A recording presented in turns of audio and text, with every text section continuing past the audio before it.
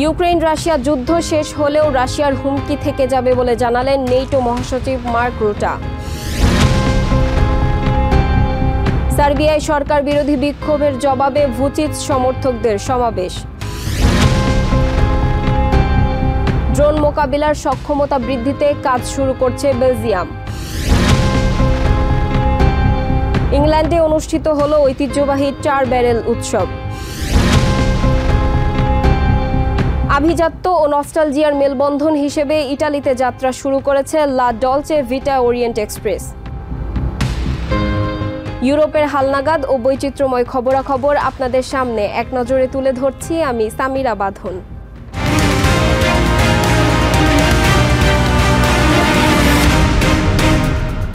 NATO মহাসচিব mark রুটা বলেছেন, Russia আগামী কয়েক বছর ধরে ইউরোপ ও পুরো বিশ্বে অস্থিরতা সৃষ্টিকারী প্রধান শক্তি হিসেবে রয়ে যাবে।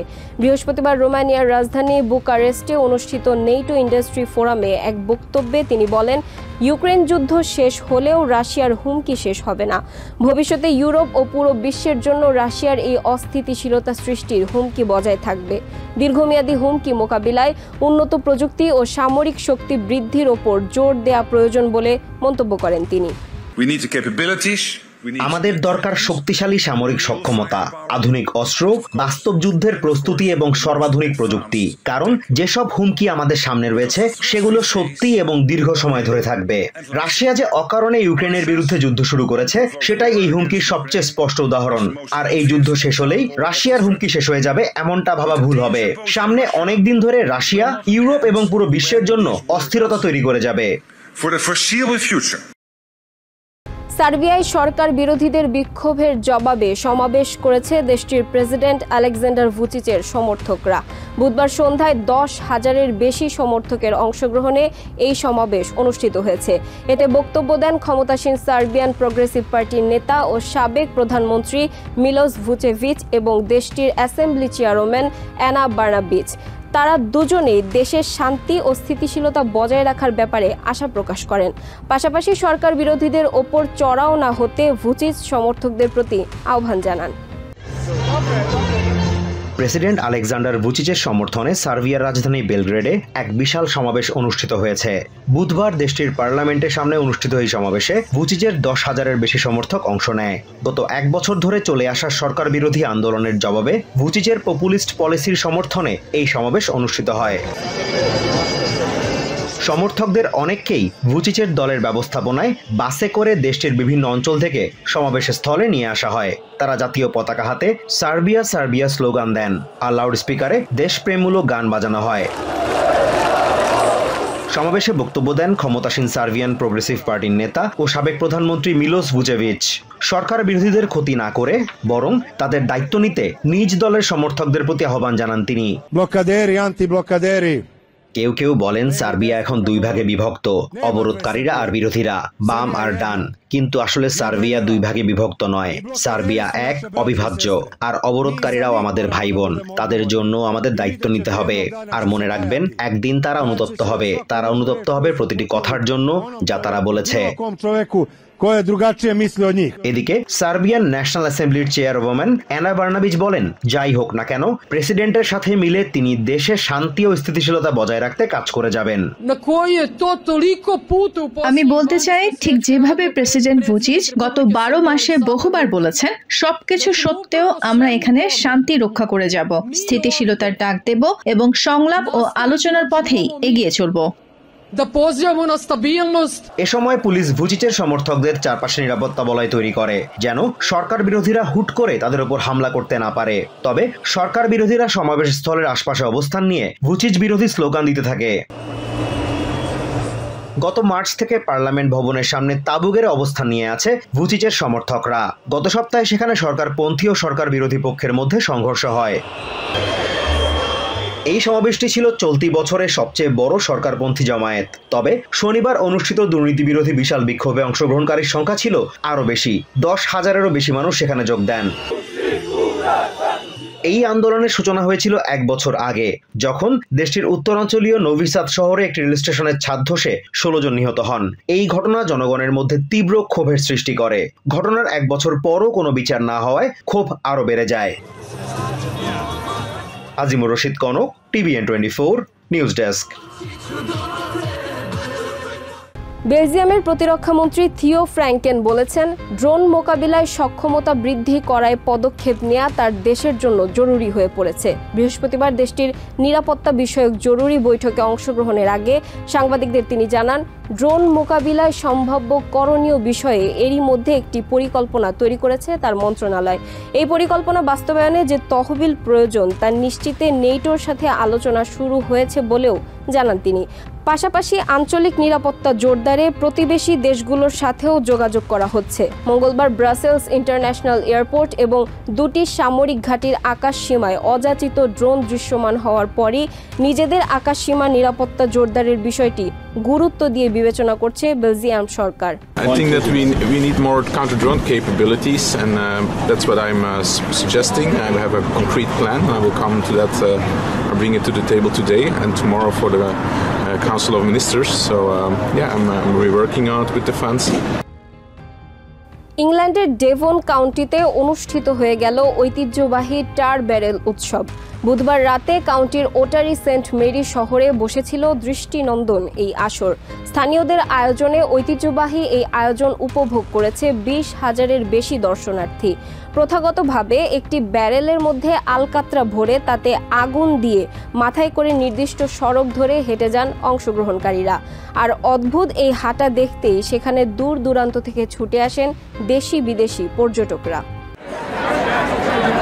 পর্দার এই দৃশ্য ইংল্যান্ডের ডেভন কাউন্টির। বুধবার রাতে হাজার হাজার মানুষ কাউন্টির ছোট্ট শহর ওটারি সেন্ট মেরির সরু এই সড়কে জড়ো হয়ে ঐতিহ্যবাহী টার ব্যারেল রোলিং উৎসব উপভোগ করেন। শহরটির স্থানীয় বাসিন্দারাই কেবল এই উৎসবে সরাসরি অংশগ্রহণ করেন। উৎসবের নিয়ম অনুযায়ী জ্বলন্ত আলকাতরা ভর্তি ব্যারেল নিয়ে উপস্থিত দর্শকদের মাঝ দিয়ে হেঁটে যান অংশগ্রহণকারীরা। শতাব্দী প্রাচীন এই রীতি প্রজন্মের পর প্রজন্ম ধরে চলে আসছে। শহরটির জনসংখ্যা প্রায় 8,000 হলেও শুধুমাত্র এই উৎসব উপভোগ করতে সেখানে 20,000-এর বেশি দর্শনার্থীর আগমন ঘটেছে বলে আয়োজকরা জানান। শুধুমাত্র ওটারি সেন্ট মেরির সেই সব বাসিন্দারাই ব্যারেল বহন করতে পারেন যাদের পরিবার এই ঐতিহ্যের সঙ্গে যুক্ত। অংশগ্রহণকারীরা মাত্র 7 বছর বয়স থেকেই এই রীতিতে যুক্ত হতে পারেন। জশ জেমস জনসন নামে এই শিক্ষার্থীও ঐতিহ্য মেনে তার 7 বছর বয়স থেকে ব্যারেল বহন শুরু করে। I started since I was like 7, and I was actually really scared when I was younger to do it, but over the years it's become more of like a thing I look forward to. ব্যারেলগুলোর ভেতরে সারা বছর ধরে আলকাতরা মাখানো হয়। উৎসবের দিন কাগজ ও খড় দিয়ে পূর্ণ করে আগুন ধরানো হয়। উৎসবে অংশগ্রহণকারী ব্যারেলার লুইস স্নো সে কথাই জানান। So it's a barrel which they tar throughout the year. Literally build up the layers of tar, and then on the day they'll fill it with straw. That will then get lit, warmed up, and then the person that's chosen will pick it up, roll it as in carry it, not roll it as in on the floor. এই উৎসব শুরু হয় বিকেল 4টায় শিশুদের barrel বহনের মধ্য দিয়ে এবং রাত ভোর চলতে থাকে। সেখানে প্রাপ্তবয়স্করা ক্রমশ বড় ব্যারেল বহন করেন। মধ্যরাতে শুরু হয় উৎসবের চূড়ান্ত পর্ব, যেখানে অংশগ্রহণকারীরা সবচেয়ে বড় ব্যারেলগুলো বহন করেন। এবারে প্রথম প্রথাগত নিয়মের বাইরে গিয়ে স্থানীয় না হওয়া সত্ত্বেও মার্ক পার্কিন্স নামে এক ব্যবসায়ীকে ব্যারেল বহনের সুযোগ দিয়েছে আয়োজকরা। মার্ক জানান, তিনি ওটারি সেন্ট মেরিতে জন্ম না নিলেও 6 বছর বয়স থেকে সেখানে বসবাস করছেন। বিরল এই সুযোগের জন্য আয়োজকদের প্রতি কৃতজ্ঞতা প্রকাশ করেন তিনি। I come home for 55 years to watch it wherever I lived. I'm 61 years old, and tonight they've given me the fantastic privilege of letting me carry a barrel, my first time ever. Azimur Rashid Kanak, TVN24 news desk. ইটালির আভিজাত্য, Agatha ক্রিস্টির রহস্য আর আধুনিক বিলাসিতার নিখুঁত মিশেল সব একসাথে এখন চলন্ত ট্রেনে। লা ডলচে ভিটা ওরিয়েন্ট এক্সপ্রেস ফিরিয়ে এনেছে সেই পুরনো দিনের রাজকীয় ভ্রমণের আবহ, যেখানে প্রতিটি মুহূর্ত একটি গল্প হয়ে ধরা দেয়। রুচিশীল সাজসজ্জা, সুস্বাদু খাবার আর ভিন ইটালির নির্বাচিত ওয়াইন, সব মিলিয়ে এই ট্রেনে ভ্রমণ মানে সময়ের স্রোতে হারিয়ে যাওয়া এক অনন্য অভিজ্ঞতা। অ্যাগাথা ক্রিস্টির রহস্যময় চলচ্চিত্রের আবহ, আভিজাত্য এবং মিশেলিন স্টার মানের খাবারের ছোঁয়ায় ইটালি আবারও ফিরিয়ে এনেছে বিলাসবহুল ট্রেন ভ্রমণের অভিজ্ঞতা। লা ডলচে ভিটা ওরিয়েন্ট এক্সপ্রেসের ভ্রমণের মাধ্যমে আধুনিকতার ছোঁয়ায় ভ্রমণকারীরা পুরনো দিনের আভিজাত্যের স্বাদ চেখে দেখার সুযোগ পাচ্ছেন। ইটালির আর্সেনাল গ্রুপ, ফ্রান্সের আকর এবং রাষ্ট্রীয় রেল অপারেটর ট্রেন ইটালিয়ার যৌথ উদ্যোগে পরিচালিত হচ্ছে বিশেষ এই ট্রেন। 20 শতকের মাঝামাঝি সময়ের ধীরগতির অথচ আভিজাত্যে ভরা রেলযাত্রার ঐতিহ্য ফিরিয়ে আনাই তাদের এই উদ্যোগের মূল লক্ষ্য।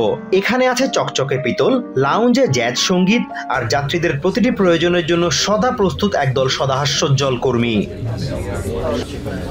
ট্রেনের ভেতরে যাত্রীরা উপভোগ করেন বিখ্যাত 3 মিশেলিন স্টার শেফ হেইঞ্জ বেকের তৈরি খাবার, আর সঙ্গে থাকে ইটালির অন্যতম বড় ওয়াইন উৎসবের আয়োজক ভিন ইটালির বাছাই করা বিশেষ ওয়াইন।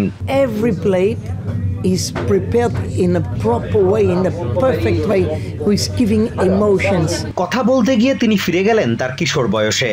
ইংরেজি ফেলে আবেগ প্রকাশে জার্মান বংশোদ্ভূত এই শেফ বেছে নিলেন ইটালিয়ান। জানেন, ছোটবেলায় রাতে যখন আমরা murder on the Orient express দেখতাম কিংবা অ্যাগাথা ক্রিস্টির বই পড়তাম, তখন আমাদের সবার একটাই স্বপ্ন ছিল, একদিন ওরিয়েন্ট এক্সপ্রেসে ভ্রমণ করব। আর এখন তার চেয়েও ভালো, আমাদের নিজস্ব ওরিয়েন্ট এক্সপ্রেস আছে। যাত্রীরা এই অভিজ্ঞতাকে অসাধারণ আখ্যা দিয়েছেন। তারা প্রশংসা করেছেন ট্রেনের দৃষ্টিনন্দন সাজসজ্জা, মানসম্পন্ন সেবা এবং পুরনো অনুভূতিকে ফিরিয়ে আনার সামগ্রিক এই আয়োজনের। So far it's very nice. Everything is very curated. It's beyond my expectations. Michael right নামে এই যাত্রী জানান তার আভিজাত্যের প্রতি খুব একটা টান নেই, তবে তিনি ঘুরে বেড়াতে পছন্দ করেন। ভিন্ন ধর্মী এই অভিজ্ঞতা নিতে ট্রেনটিতে চড়ে বসেছেন। What is interesting is meeting people and different experiences throughout the world. উদ্যোক্তাদের আশা তাস্কানি, সিসিলি এবং ডোলোমাইটস হয়ে যাওয়া এই ট্রেনের রুটগুলো পরিবেশ বান্ধব ভ্রমণ নিশ্চিত করবে এবং বিমান যাত্রার উপর নির্ভরতা কমাতে সাহায্য করবে।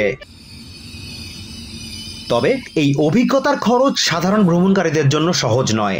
এক রাতের যাত্রার জন্য এক ব্যক্তির খরচ শুরু হয় প্রায় $4100 থেকে, আর দীর্ঘ যাত্রার ক্ষেত্রে খরচটা $14000 ছাড়িয়ে যেতে পারে। আর এই বিষয়টি রোমের টার্বিনি স্টেশনের সাধারণ যাত্রীরা স্বাভাবিকভাবেই নিয়েছেন।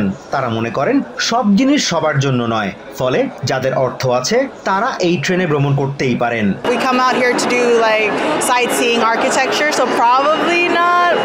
We like to explore like the culture of the area, so no, I don't think we would do the $4000 train. ট্রেনের এই যাত্রার অভিজ্ঞতা ট্রেনে ওঠার আগে থেকেই শুরু হয়ে যায়। চেলো এবং পাইপের সুরের মূর্ছনায় যাত্রীদের বরণ করে নেওয়া হয়। এখান থেকেই শুরু হয় পুরনো আবহে হারিয়ে যাওয়ার অভিজ্ঞতা, যা শেষ হয় গন্তব্যে পৌঁছানোর মধ্য দিয়ে। Azimur Rashid Kanak, TVN24 news desk. এক নজরে ইউরোপের আরও নানা খবর পেতে চোখ রাখুন TVN24 নিউজ নেটওয়ার্কের ইউটিউব ও ফেসবুক পেজে। নিউ ইয়র্ক থেকে সম্প্রচারিত TVN24 টেলিভিশন বিশ্বজুড়ে বাঙালির কণ্ঠস্বর।